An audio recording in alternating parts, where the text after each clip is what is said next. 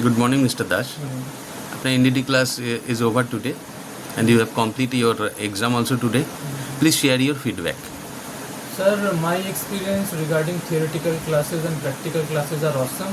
The faculty members regarding teaching, they are very experienced regarding their theoretical teaching skills and practical teaching skills, and I thoroughly enjoyed the theoretical classes and practical classes, and I got lots of knowledge regarding NDT, and the experience was awesome for me.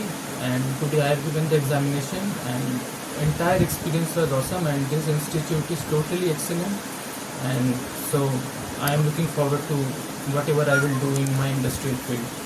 Okay, thank you. And what about your practical classes? I mean to say, if you are doing practical here, that's with the proper instrument, or Yes, sir. Totally proper instruments which are used in industries. Our sir is totally helpful and practically skilled person. He has just given me the practical lessons in a very nice way, and those instruments are used in industries, and same he is using here in the NDT lab, and it is totally beneficial for me at least. so I hope with this knowledge you will enough capable to apply your job sector. Absolutely, sir. Absolutely. Thank you. Thank you, sir.